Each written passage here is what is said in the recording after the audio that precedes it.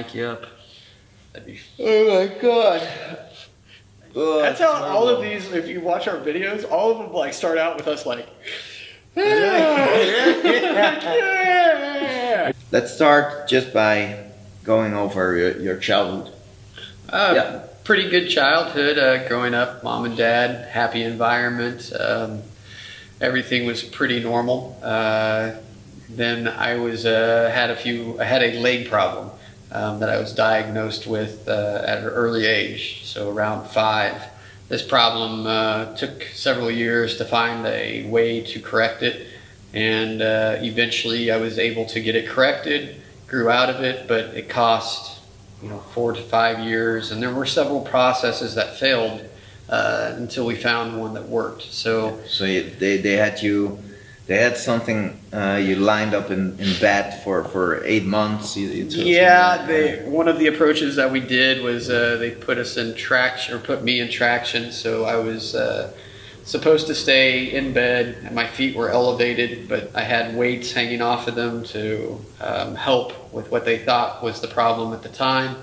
And that 8 months, the only thing I can really say about it was I got awesome at Super Mario Brothers. Yeah. That was about the time Nintendo came out. I just dated myself, but but it was awesome. So thankfully I had something to do. Otherwise, I might have read a book and got educated. Yeah, you don't want that to happen. No, but you were young. You were 6, 7 years old back then. So there was a hard time. Growing up like that, probably. It was interesting because I found that my situation was different than my peers at the time, and that was reflected in school, environment, activities. I had found out that I had a leg problem because I was a very active child. I enjoyed sports, and it was eventually the problem had become such that I was no longer able to apply weight to the leg without pain. So I tried out for European football. And that was where I had found that sprinting was no longer an option, and something had to be done. And this was about 6 or 7. And so normally you see kids very active at this age, and I was in a position to where that was restricted quite a lot. But we got through that. Finally. So what age did you? I would say that we finally found a process that worked by 10 or so. I ended up in a brace, and that was off, and I was out running again. No problem. Yeah, I was out running again. So it took them 5 years to find something. Yeah, it was. But then you were finally off that leg problem. So then you went somewhere to do something. Yeah, well, we started out after the leg problem. I started seeing my dad. He was looking for some extra money here and there. I started working with him. At the time, I was 12, 13, still involved in school. Everything was pretty normal, sports. And I started working with him more and more. And he had this idea of making popcorn. And at the time, we didn't have a lot of extra cash. That was the reason why we started doing what we were doing. I enjoyed building and being around this creative environment that he had made. He was getting pieces of leftover material from construction work that he was in, so we literally had raw materials, and my dad was fantastic at figuring out how to put these things together and created our first tent and setup for popcorn. Awesome. And we started popping popcorn on locations for different festivals and events. No one then knew what it was or what we were doing, so it was a brand new market. I was 12 or 13, and my job was to everybody that walked by was to give them popcorn. So I got to meet a lot of interesting people and fun. And this continued for several years. We did this on and off. Good. One of the coolest memories I had about that was the first time that we got a profit out of it. I think it was the 2nd or 3rd year that we were doing it. The gift that we got was we bought ourselves a big screen TV, like one of those big old honking. Awesome. So that was the rewards of the popcorn. Nice. 101. Awesome. And that was a lot of fun. Always enjoyed doing that. But at that point in time, I got to see my dad doing something that was new. There wasn't a book on how to do it, so there was mistakes. I wouldn't even say mistakes. There was a learning process. You had to figure out what to do. So it works. Yeah, and it was a eye-opening experience, but I don't think I recognized it at the time for what it was, which was a crash course in how to do something new. So you learned a lot about that. Yeah. So and then at one point you got out of the popcorn business, basically. Yeah. You got 18. Yeah, around 18, 19, I had moved out of my parents' home, which also took out, I was already working another job. I was not an extremely high level student, but I have always been very compassionate and compulsive, and hard work is extremely motivating. So around 17, 18, I was finishing up education in high school. I had laid out the plan that I could graduate early from high school, and I was ready to go into university, and I had the idea from other people that university was the next step. This is the idea. You'll find your career through this. And as I went through all this, I also started working in other places other than popcorn. So I was still helping, but that wasn't my primary focus. And when I stepped into university for the first time, I thought it was fun. I did well in university, and I got to about 1.5 to 2 years of university, and I realized that I was learning a lot, but it wasn't really applying towards my drive for business. And also, I think I learned through working with other companies and people that working for someone is great, but I had ideas and things that I wanted to do, and I was very limited in time, and I couldn't do these things when I was working for someone. So started thinking that maybe I would like to find a way to set up something of my own. That took place over a period of time, and it was with me all along, popcorn. Yeah. I could do popcorn. Yeah. And so started thinking university. I decided to stop university around 21, 22, and I kind of continued on in life, working for other jobs, getting some experience at different things, and seeing if my place was in someplace else. I know that sounds maybe a little lost, but I think it was just curiosity, and that was what drove me from working at one place to something that was completely different than where I'd come from. I thought maybe, this didn't work for me. Let's go somewhere completely different, and that will reset your idea. And, of course. And it did reset it. It just made it work. Nice. That wasn't for me either. Yeah. So. And then obviously, because now you got a nice popcorn business, you came back to popcorn. Yeah. I was around 28 or so, and I decided that I was going to start my own popcorn business and be serious about it, and put the commitment, time, and thought into it that it needed to have to make it something for myself. I had also had the ability to work in enough jobs that I had saved up enough money that I had the money to start something small and the time to invest into that. That moved forwards, and then with my father, he also saw that I was serious about this, and my family, we decided to take 2 different companies, and we just became one underneath Allenbrand's Popcorn. And at that time, I started moving into this popcorn business. Did that for several years, and around 35, I had really started to see that there was a place for popcorn, and I was in Kansas City at the time. And we had had success, and I was very happy with what was going on. And my partner, Miriam, she comes out to Holland. Yeah. She was visiting, and we had had a relationship that we discussed, and she saw the popcorn, loved it, thought it was fun, saw what I was doing. I love working with people, and she caught the popcorn bug. And so eventually our relationship grew, and we had to make a decision. Are we going to Holland or to the United States? Yeah. And Holland won. So we had the popcorn evolution from 28 years old. So you got into your relationship with Miriam and sorry. Well, Miriam, the popcorn. Like when I started the company in the United States, really started looking at how can I make this more than what my dad had done. He had done that as a secondary income, and it wasn't his primary focus. So I grew it a little bit more. I met Miriam when she had come to Kansas City. Eventually we made it to Holland. And once we arrived in Holland, the plan was to start a popcorn business here, similar to what I had in the United States. When I got here, I also had to apply with the IND to get residency. And herein lies the first problem that I had had. Yeah, so that here comes the struggle. Yeah. We applied at the IND. The IND on my first application, it was denied, and so we of course looked at it and said, okay, well, we'll go through the appeal process and write out a letter of appeal and explain everything. And we thought, no problem. That came back denied. This happened again. We had another advocate write a letter for us, and that letter was also denied.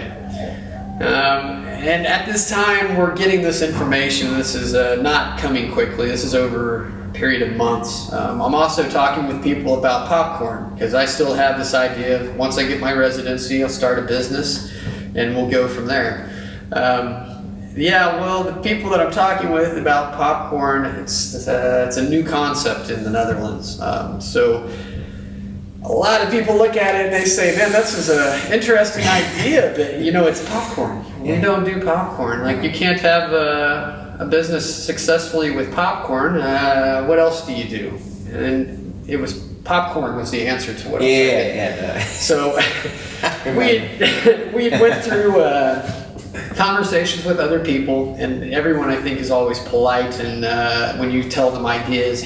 But sometimes you can see in the face of this, like, well, interesting. And that was enough to let me know that, maybe I didn't have the strongest support group in the idea, but I had a lot of people that believed in me. So I think for me, when I had a passion to something that wasn't known, and I didn't have large people that promoted the idea. They weren't 100% behind the idea. But I had something inside of me that said this can be done, and so I took that and I really bet on myself.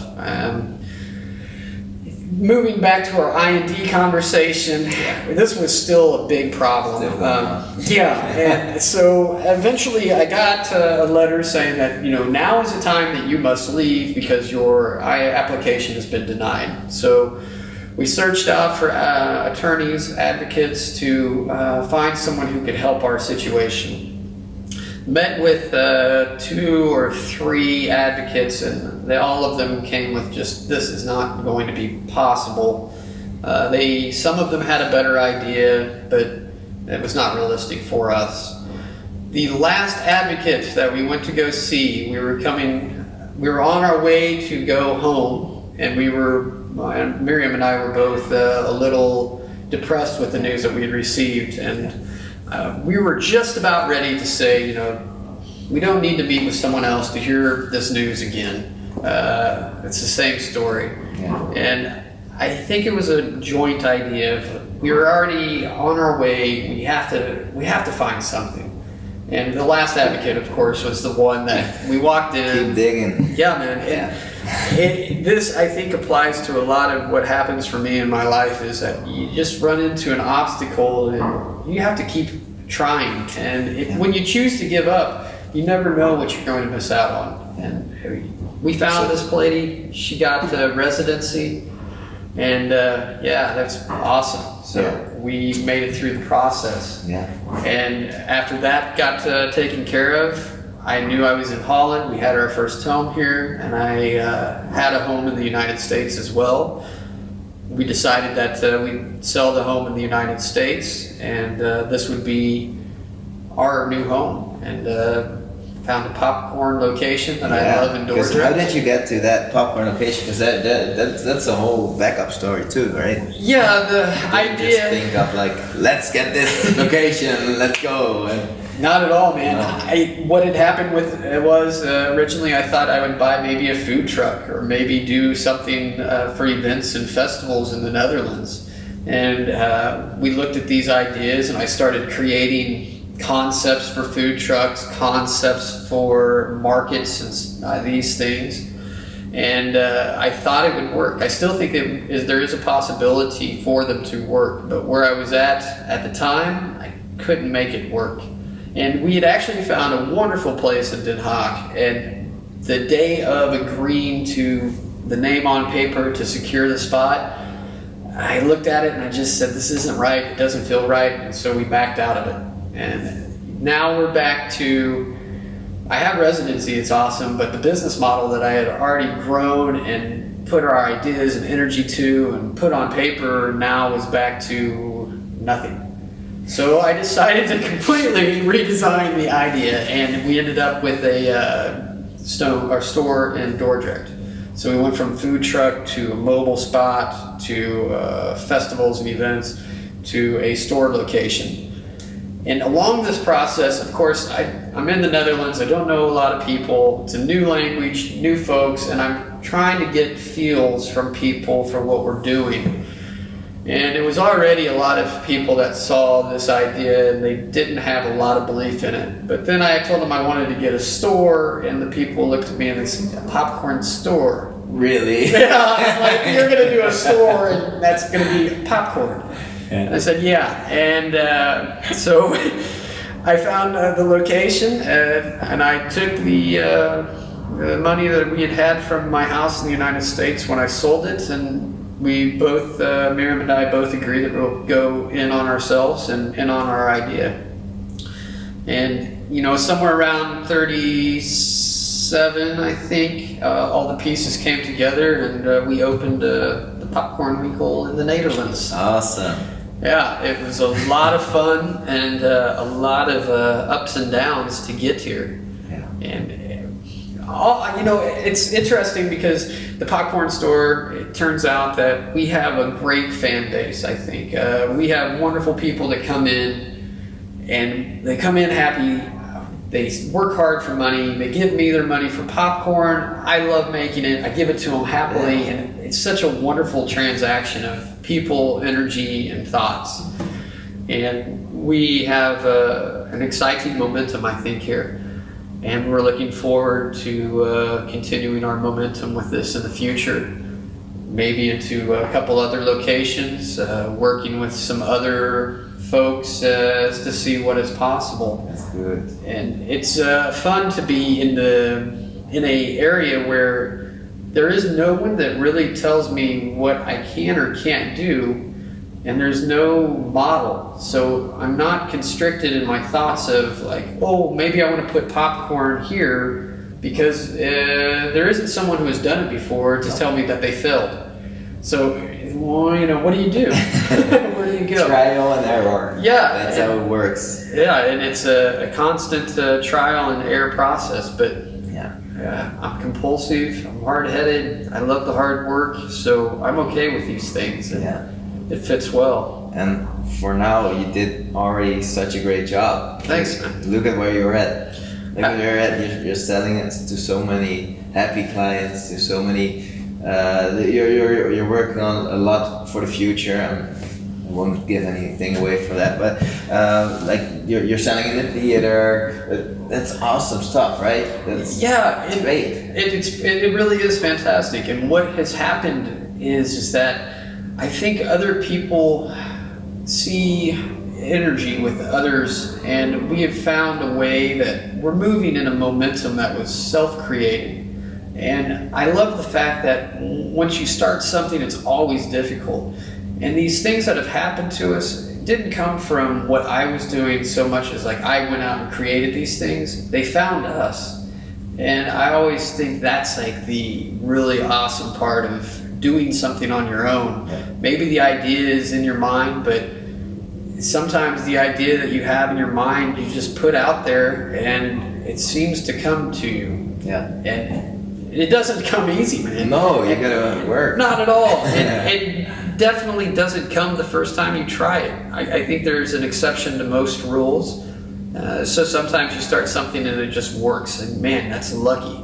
But you got to be prepared to have a lot of people tell you no, a lot of people that tell you this isn't the place to be for you, and you got to have that energy to just keep moving. Yeah.